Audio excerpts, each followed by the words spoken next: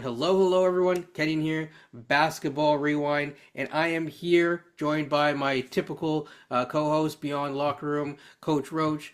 You know, don't have to go through the pleasantries. We're just gonna just dive right into it. Today is draft talk, and more importantly, it's going to be a versus talk. So we're gonna do more of these versus talks. We will get to Rasheer Fleming. We will get to Nick Clifford. That might actually be the next versus. But in the meantime, something to kind of go through, just some housekeeping. Like, comment, and subscribe on your way in if you like this stuff. So let's get into it.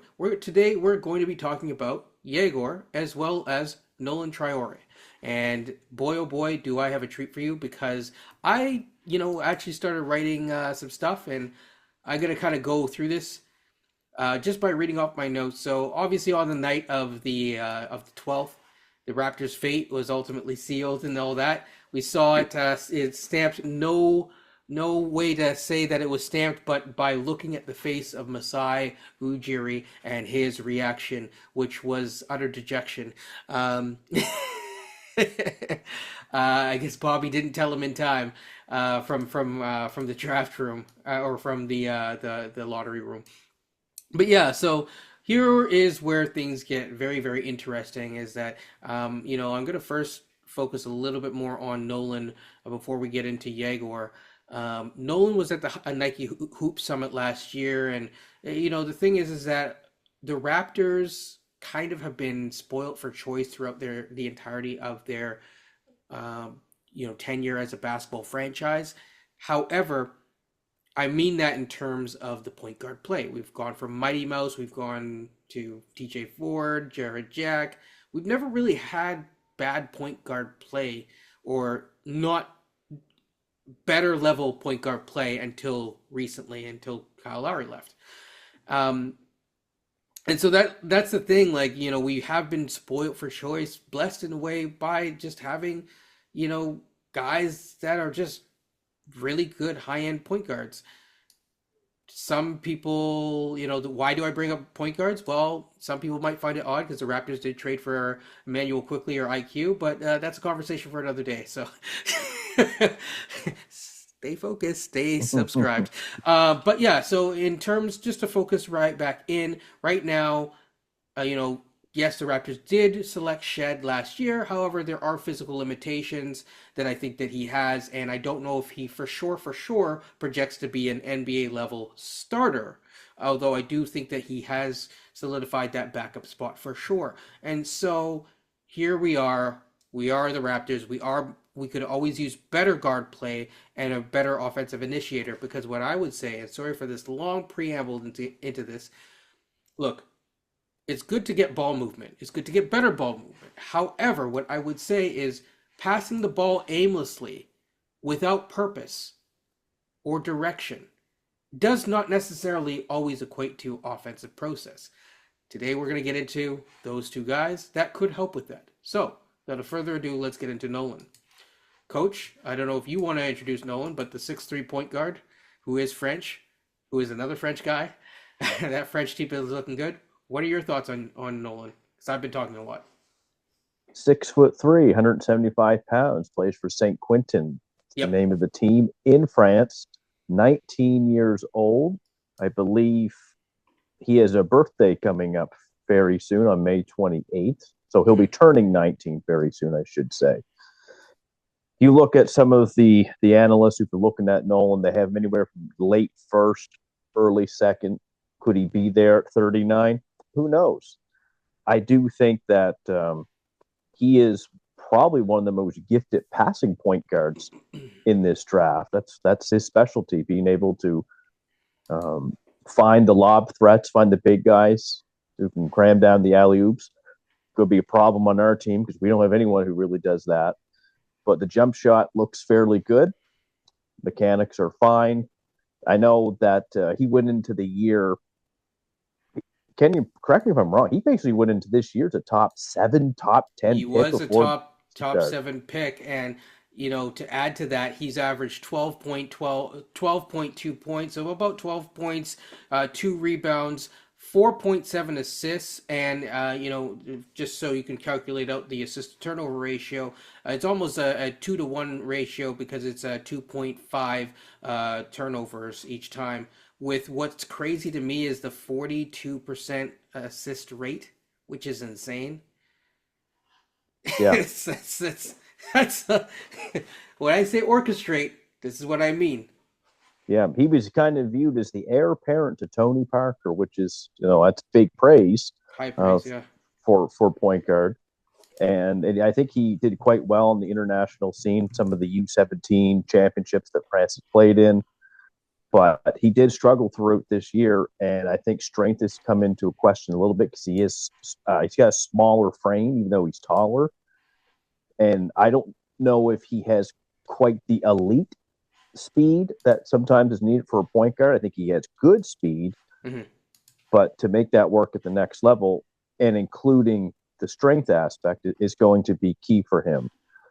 So, Now, before yeah. Beyond goes, I just want to add, or sorry, was there more? No, that's it. I think he has a very strong understanding of seeing the floor, good court awareness, but there's probably a reason why he's a little bit lower down in the draft.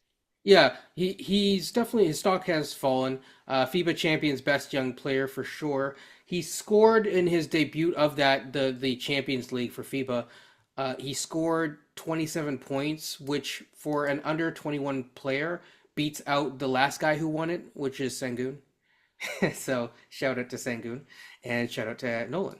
I think one of the things that I've noticed is that he has a similar profile to Yegor as in some ways, in terms of the deficiencies and what he needs to work on.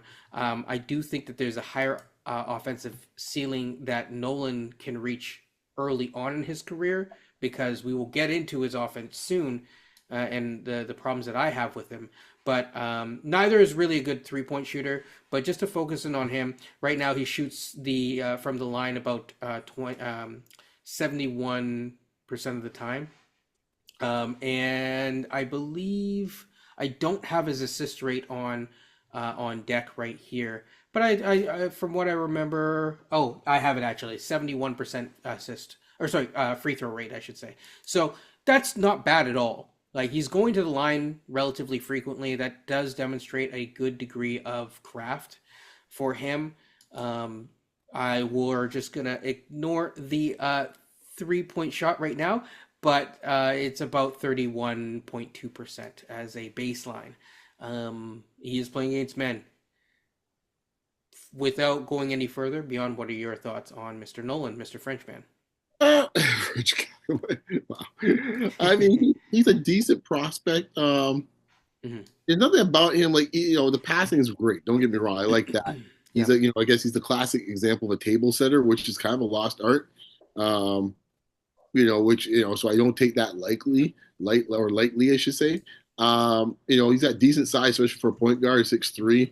He's a little on the light side, but I always say once you get on the NBA program, probably could add 15, 20 pounds on eventually as he gets to his more mature age. And say, he might end up near 200 pounds when it's all said and done, which is fine. I think overall, the jump shooting, I'm always of the mindset that can improve. So I'm never as Right. concerned about that as maybe some are. Like, they have to be ready made.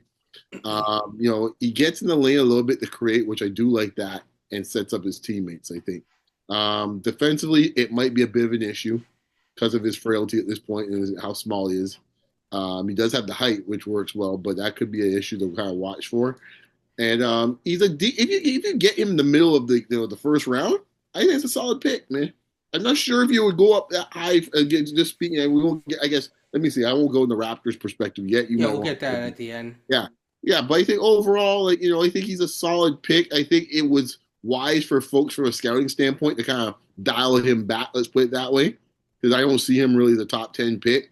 When you watch the film, is like I don't see anything jumping out at me that much. I mean, except the playmaking is serious. Don't get me wrong, but I don't know if it's even at that level yet. Where he's like, oh wow. So like I think it put it this way. from a late playmaking standpoint, LaMelo Ball jumped off at the plate more in this case, in my mind, for that same skill set a lot more, which why he was like a top 3 draft pick. Yeah, I don't see that from him from that same position. But he's a solid player, no two ways about it. Like I think his floor is going to be pretty high if you were to draft him. Yeah, and I think there's a ceiling there as well that's decent. I would say that he is one of the better point guards in this draft. It's pure raw, closer to like a modern day slash, but old school table setter type point guard. I think he's one of the better ones in this draft. I don't know if he's the right one for a particular team or not. We can get into that in a second. But yeah, one of the things that I noticed with his offensive process, I think his shot could instantly get a lot better if Mm-hmm. if he's put in a system that kind of hones him in on getting better shot quality for himself and keeps him focused.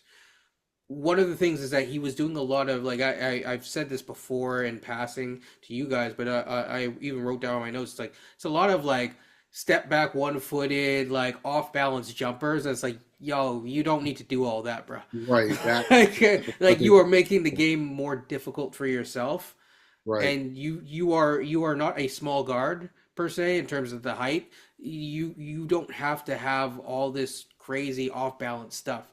So I think when he simplifies his game, and if he can do that early on, because that type of thing leads to rushed shots, Mm-hmm. and coach can speak to that kind of thing more. I mean I don't see any problem with it. Like the form looks good.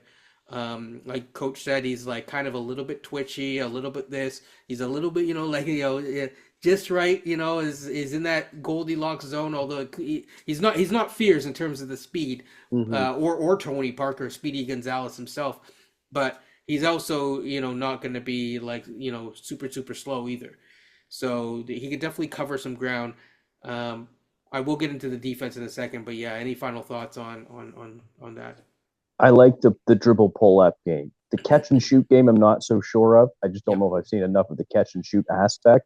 But the dribble pull up at the elbow looks nice for Traore. Mm-hmm. And again, he just watching some of his highlights and games, he delivers a perfect lob pass, which means you need a lob threat to pair for him to be on the right team to do that. He can't. I don't think he can be on the team with the guys who aren't, overly athletic bigs and stuff like that. So I'd be a little concerned about that. But him just setting the Yeah. table up, running a half court offense, I think he does that fairly well. Mm-hmm.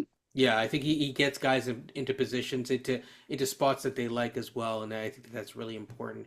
One of the things, just as a side note, is just about passing, is I think that there's a difference between playmaking and passing, but more importantly, some guys get it to the other.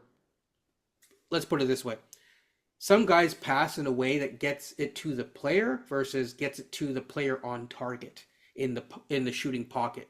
If you have to go get the ball like here and then you're going up, or like, it's right where, basically almost like a no dip jumper type of thing where Oh you yeah. don't, like he's able to do that Yeah. versus other guys. I'm not going to name guys right now, but there's other guys that like they can make a pass to like that was the correct process, but it's not the right level of pass. And so there are levels to this, as they say.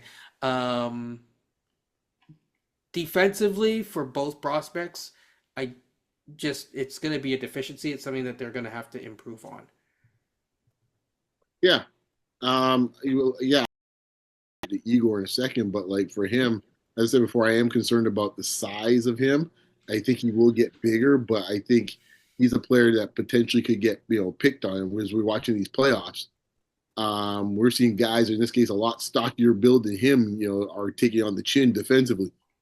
There's one playing right now as we're talking right now that's having a whole heap of trouble right now trying to stay on the floor. So and about the same height. Are you mean Brunson? I'm talking about Brunson. Yeah, exactly. He's taller than Brunson, so I'll say that. I'll just say He's that. a little taller than Brunson. Brunson's about, I guess, an inch shorter or something like that, but Brunson's a lot stockier than him in build. Yep. And Yes, that's what Brunson's Brunson having is. trouble staying on the floor right now, in this case, in this series. And I think as you get more into like, okay, thinking down the line, that's how I'm always thinking. It's like, okay, who's going to be on the floor? Who's going to be able to play on the floor? And when you start to get conference finals in finals. And you're starting to see that, you better be careful how you draft and make sure someone you have drafted, in this case, the potential two-way player. They don't have to be like superstars on both sides, but someone that he'll be part of your eight in this case when he gets to this time of year. Yeah, Yeah. so I will say he does play with some strength. So he, as a guard, he's actually fairly strong. But yes, he will have to gain some weight for like NBA. Coach, you were going to say something before we, because Yeah, yeah. just to highlight the passing a little bit more, Mm. compared to Yegor and Jakaciounus and Fierce and Harper, he has a higher assist rate per 36 minutes. It's about 7.5 assists. Because he doesn't play as many minutes as those guys have played, but it's very good. And he actually, per his numbers too, he scores better than Yegor or Jakaciounus. So that gives him probably having that size and that pull up ability will certainly help. Now, I will say one thing is that in terms of the free throw rate, Jakacionis has them both beat. And that's where I find Jakacionis is so interesting as a prospect because it's like Me too. 70% and I believe for Yegor it's 69.5%. So basically 70% for both, 71, 70%. Jakacionis is 84.5. So there was a conversation I was having online with a few people earlier today. We were talking about Jakacionis as a prospect, just as an aside, and they were like, "Oh, I don't think he gets, to the rim. I don't think it's like, I mean, he's literally controlling games because he's getting to the line six and a half times, and that translates to the NBA. Yep. So yeah, but back to the other guys. Yegor is interesting. Now between both of them actually got NIL deals. It just one rejected it, and the other one didn't. So it'd be interesting to see where Nolan would be if he went stateside rather than going over or remaining overseas. Yegor, he put up, I believe. Okay, I'm gonna add a little bit to his game. I would just say 11, 4, and 5.5. So it's actually it was 10.6, 3.9, but yeah, you get the point. Didn't shoot the ball quite as well as the other guy shooting. The other Nolan shot 31%. Yegor shooting like Scotty level 27.3%. Both shoot similarly from the line, actually 69.5% from the line. So, it's there's some work to be done, but the work is in different ways when you actually get to the film and get away from just the box score stuff. So just to focus in, both are playmakers. Yegor's prowess right now is as a jumbo-sized playmaker. Whatever you make of that, whether you think he's a point guard or not, he's a jumbo-sized playmaker. He also had a almost 2-to-1 assist turnover ratio with 7.9 assists to 4.3 turnovers. So basically 2-to-1 for both. He handled the ball less than the other guy because Nolan had, I think, 30% usage rate. Yegor has 24% usage rate. So you're seeing some of the different kind of facets of the game kind of come out. Yegor's craft or the reason that he didn't do well is because, number one, I think he was tasked a little bit in over his head early on. And I think it really comes down to I think that there is something there, but it's not like the mechanics are bad or anything like that. He just needs to get used to that craft and get an improved handle. The handle's not bad, but he does need to improve his handle to get to spots. As a straight line driver, as a pick and roll ball operator, I think he does just fine. Your Yeah. thoughts on the demon? Oh, damn. He's been but he's come a long way for me. I'll say this much, man. Early in the season, I was like frightened. It was like, oh my gosh, you cannot be serious. I was concerned about the size as far as being too scrawny. He is still need a little more weight on him. The toughness elements, there's some early games in this case. I'm sure coach will get those details, how it was early in the season. it was, there was a lot of questionable about the competition he was playing early on, and then when you face the real competition, it didn't look so great. But the back Mm. half of the season, I did like what I saw. I like the fact he was kind of getting downhill a little bit more. The passing's always been there. The assist rate held up at 34.5, so Yeah, it's the closest to Nolan as well. yeah, and also too is like he was more in attack mode. I think more in the second half of the season. Once it kind of seemed like his body had to get used to the reps of playing college basketball, and what the physicality was like. So I'm more bullish on him now than I was say about 6 weeks ago. Right. Um, especially where we'll get into the deeper about the Raptors, but I think overall as a prospect, like if someone told me in this case it's June, whatever 20th or wherever the case may be, or June, can't remember what 25th. date, 25th, and someone said, okay, he got picked at 7 or 8 or Penciled something, it down. yeah, 6 or 7 or something like that, it wouldn't surprise me. It wouldn't surprise me. He's a legit 6'9". I'll add that as well Yeah, before coach exactly. goes. Yeah, yeah, and Measured by certified by NBA Combine, so yeah, he is a legit exactly. 6'9", which is is good. It's good. And one last thing I say, he's got a little I guess to use the Stephen A line here, he's got a little box off in his game. Like, He does. yeah, he got a He's little he's flair to got it. the pizzazz, the flash, but it's not just like it is. He doesn't need to do like no looks. He knows where to pass and how to Right, do it, and it's just like he doesn't need to like fancy it up. He just does because it's just part of the process. But right. that's where I'm like, there's something there. There's a craft there, but it's an upside swing. Mm-hmm. But No, yes, sorry, definitely. you were saying. No, I agree. I agree. I've said my piece on him. I've grown a little bit more interested in him As I've time is moved. going on, yeah. Yeah. Coach, your thoughts on Mr. Yegor, the Russian man?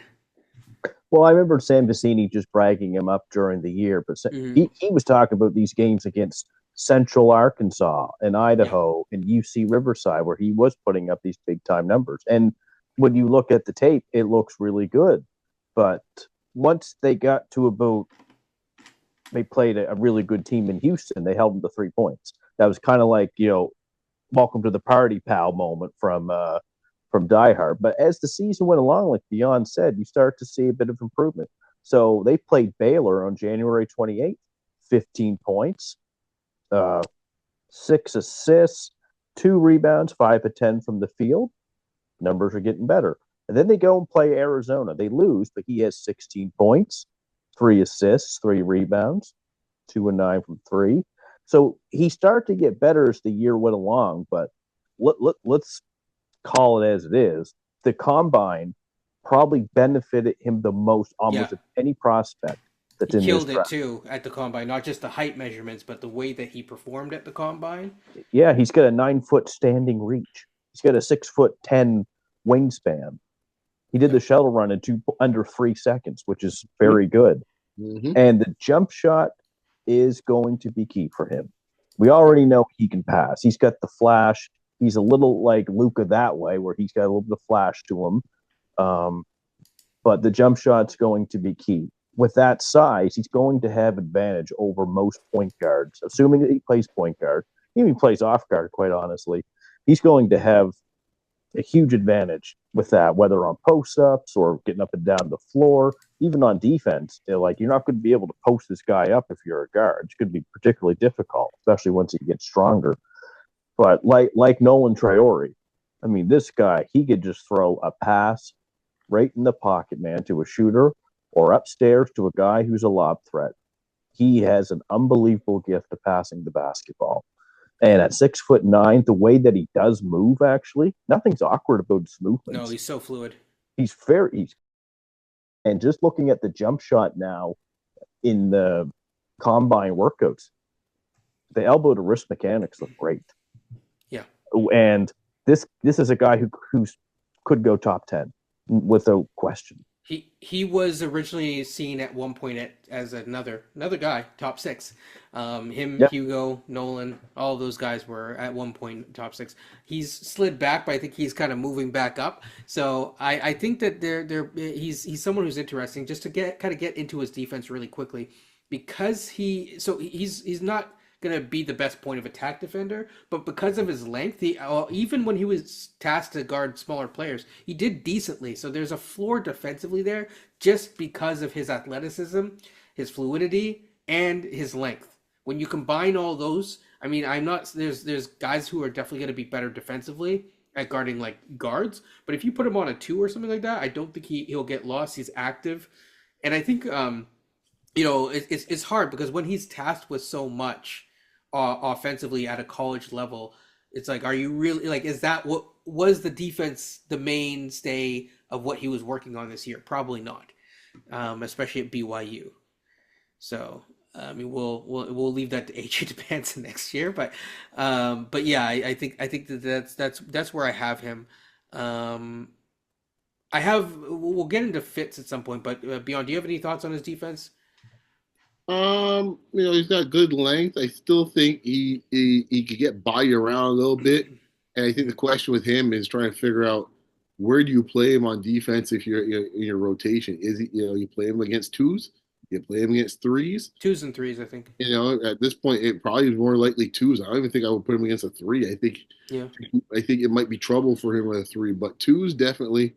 And I think point guards no. So I think twos and maybe the right three possibly, but like there's some guys I'd be like a little nervous with him playing against a three. But overall, he tries in this case. I think sometimes half the battles if you have a guy that's actually interested in playing defense, even if they're not known for that. I mean, there's some guys out there that like honestly, just like whether offensively or defensively, just check out on a possession. It's like, dude, where were you? like genuinely. So, and he does not do that. So, really quickly, just to shift things over, unless Coach wants to talk more about his defense, because Yeah, I think he's going to be a guy. He'll probably split the gap, be a good help defender. I don't know if I'd want him alone on an island with someone gets him in a mismatch. He has to be out there guarding Jaylen Brown. That could be some problems. But I think as a help defender shooting the gap, I think he'll be fine with that. I think the interesting thing, just to shift over to Fitz, we'll talk NBA wide Fitz and then go to Raptors fit as well. If a team had two picks, and this was one of your picks, and then you get the right big with the second one, say Sorber or Malawach or whatever or order it ends up being, he'd be very, very interesting. Personally, I in terms of upside, Yegor has probably the highest upside of like, I'll throw in Kasparis in there just to lively up the conversation. But I would have Kasparis as the second. And then if I were to rank which, my big board, I'd probably, it's close, but I'd probably put Kasparis. I think that the upside's there with Yegor, but I think Kasparis is just such a high floor by comparison that it's hard to knock him down. It really is. Yeah. Agreed. I like Yegor's ceiling though. I don't know. A lot of these guys, some hit, some don't, but he's got tremendous feel for the game, and we saw it kind of improve throughout the year. I wonder if he's not the man on a team. Quite frankly, him and Richie Saunders had to be the man at BYU. If he's the fourth option or something, he could be an incredible fourth option or fifth option on a like a competing team, even for that matter. I think you look at like next year, for example, and between him and Nolan, who would have like a bigger impact? Probably Nolan, but at the same time, I would take the swing on Yegor if you had to. That's just where I would go, because that's just where you're not just projecting now, but like 3 years down the line. I'll use Brandon Ingram as a good example. Brandon Ingram may not be here in 3 years. Right now, his contract's like 2+1. So what happens when he's gone? And if he's gone, then what? So that's why it's like you need the upside swing. For me, Yegor could be that. But again, personally, I right now as a Raptor fan and surveying it from that standpoint, I would look elsewhere. But if I look across the league, there's some teams for both of these guys, and I think that because they're both point guards. I'll give you a list of teams, and you guys can tell me if you agree with their fits. Miami Washington, because I think Washington has two picks. They have a second pick in the teens, late teens, and also potentially Minnesota. I think Minnesota has a pick this draft. I have to double check. Those are the teams that I think are very, very interesting for both of these players. Washington, I could definitely see for Demin if they want to get bigger at the guard position and get a lob threat in Sar. Yep. Yeah, you could try something like that. 100%. Miami would be more for Nolan, but I think that it depends on who. If they only have one guard or whatever, they might actually go in a different direction as well. Someone with a bit more defensive juice. But as guards go, I mean, the only other person would be maybe Jace for them, but I don't know if they want to go in that direction. Funny thing is too, though, with Yegor, I'll just say, Mm-hmm. I know they get the 5th pick, but Utah actually is not Utah's not a bad fit for him. Utah's honestly. the other one, yes, yeah. With Markin and George and Kessler, I guess there's some lob threats. You get a guy who can spot up and shoot and create. Markin, it wouldn't be a bad fit, Utah. No, and especially since George is not a point guard, he's more of a combo guard. Yeah, And he's a little bit undersized as a combo guard at times. So having a bigger point guard beside him, I think Yegor could fit. And I don't think that Nolan fits as well in Utah, but no. yeah, it's just too much of a reach. Beyond your thoughts, our thoughts. No, I mean, I think you guys summed it up really well. So, I mean, you know, Yegor wouldn't really fit in Miami because they kind of have a guy they're trying to kind of develop as that with Jovic. So, I thought Jovic is more of like a power forward. yeah, but the skill set are kind of similar in some ways. How they would use them. And I think they would use Igor the same way. I don't think he would handle the ball as much as we think in Miami. I think that would still rely on Hero. And even though you have lob threats still with Bam, so that would be that side of it would be good. But I definitely could see him in Washington, and Utah. Actually, I'm trying to think who else. There's a few other teams I can see that he could work with. Yeah, there's a few of them. I mean, in some ways, I could see him in Philadelphia. Yeah, but they don't. Do they have a second pick? Yeah, if they were the reach, yes. But I'm just saying, if they were the reach, I'm not saying they're gonna pick him at 3, but you have to just look at it. It's he would fit there too. But they're not reach at 3 for him. But there's a few teams around that area. I don't think he would even hurt in New Orleans. He wouldn't hurt in Brooklyn. They're not gonna. I don't know if Brooklyn would feel like they could sell him. They have 4 picks. Brooklyn is another team. He's not going to fall in 19. He's not going to fall. Yeah, literally, he's not getting past. I don't think he's getting past. Let's put it this way: he's not getting past Portland. I don't think. That's why I'm saying, even the Wolves are at 4 or at 17. No, he's not. He's not going to be. But he's not. Yeah, he's not. He's going to be a lottery pick. It might be 13. I don't know, but he's not going to be getting I'll be shocked if he's still sitting on the board and the lottery teams are done. Yeah, well, a place where I would love to see him. It probably won't happen. He won't be there. But put this kid on OKC. Put him next to Shea and some of those guys and Jalen Williams. Oh my gosh. It would be, but they just tried that with Giddey in a sense in terms of the jumbo playmaker. I know that they've drawn some comparisons. I'm not saying that that's my comparison, but yeah. Yeah. No, I've heard the comparisons too, but I look at. But they also have Topic, right? It's true. That's essentially to fill that spot. Yeah, if they still like him, jumbo size, that's true. Right? We don't know what's been going on in the practice facility. Maybe they're done with him, but yeah. So that's the reason why I didn't go with OKC. Otherwise, I would say yes. But yeah, sorry, Coach, you were saying. No, that's. I'm just trying to think of a few more fits for him. Can I ask this question now? Maybe if it's okay. Toronto selects him. You guys mad? Happy? I thought you were gonna ask, do you have a time machine? Can we replay the May 12th just to see what would happen in other timelines? Yeah. Yeah, I mean, I'm fine with an upside swing, and I've said that before. the way that I look at it, just so that full disclosure, my upside swings are more shifting towards other people, but he is Mhm. on the upside. I have different rankings for different reasons, and as an upside swing, he's one of the higher upside swings. There's a pathway though that he needs to take, and I would rather you're talking about Yegor versus Yeah, instead because yeah, yeah, yeah. I think we all agree that Nolan at number 9 is a little bit of a reach. Um, and it'd be more of like a trade back scenario, which I don't think that they should do. Uh, I would rather take a gamble on Malowatch, and I didn't think that I would say that initially. So yeah, Yeah. beyond your thought.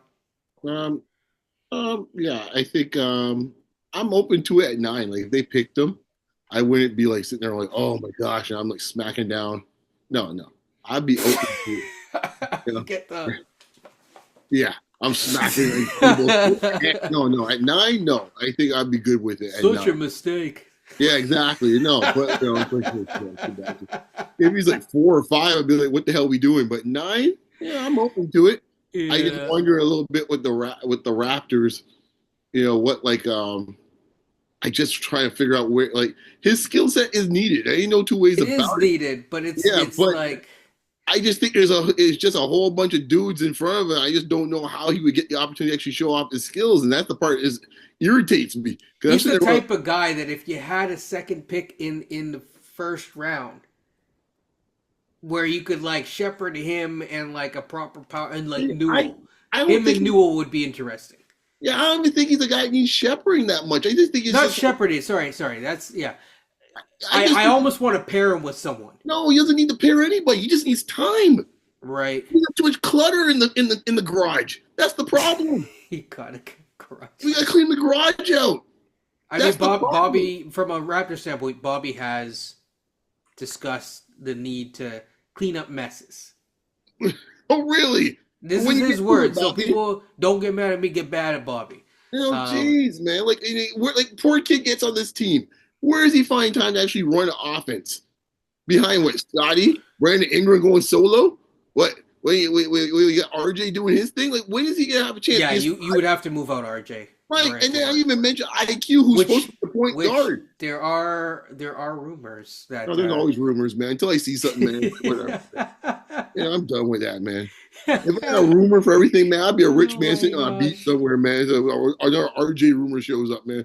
At this point, I'm just like, it's like there's just too much clutter, man. So I would feel for the kid in this case, like, yo, we already got enough guys already Mm. we're just begging to try to get minutes for right now on this team. And to put him in that position, it's like I can see why people are so much moved towards the center mindset because at least that dude would get minutes. Yeah. I do think about development. I think Blackhawk actually was like, well, it's up to Darko to find minutes for these guys, but that's going to be a challenge. It's actually going to be a challenge, and vice versa. It's like whoever's going to like he said, whoever's going to play off the bench, even off the bench, or well, I mean, I want someone who can start to be honest, but even if they can play off the bench, like it's hard. I always people don't like to talk about this, but I said it last year. I'll say it again and again and again and again. There's 48 minutes in a basketball game. Yep. You have to start adding up those minutes and figuring out how do you get to X amount of time because at some point you need to fill those times with something. Yeah. Scotty's not going to play all 48 minutes. Pirtle's not going to play all 48 minutes. But they are going to play more because we're shifting away from development. Yeah. I think the number 9 pick, though, in this draft is probably a rotation player. It's not someone who just is the 14th man, that's for sure. But I like to see them in the top 10 if possible, the rotation. If it's a Malawatch or if it's a Carter Bryant, whomever it may be. You will have to figure out a way to get them in that rotation. Let me ask you guys from a philosophy standpoint: do you think any top 10 pick should be starting off in the G League? It really does depend on the team. Like if you are a championship level team and say you traded with the Raptors for Thad or something, I don't know, kind of thing, and you happen to get that top 10 pick, yeah, that's a different situation, right? But in general, no. Yeah, I would not want to do the top 9 pick or top 10 pick. to send him to the G League to start. Although Indiana did with Jerace Walker. I get that. And we did it with Grady, even though Grady was picked 13. But I let's don't call it see an I don't see an issue with a guy getting G League time in addition to the real time. But yeah. But you need both.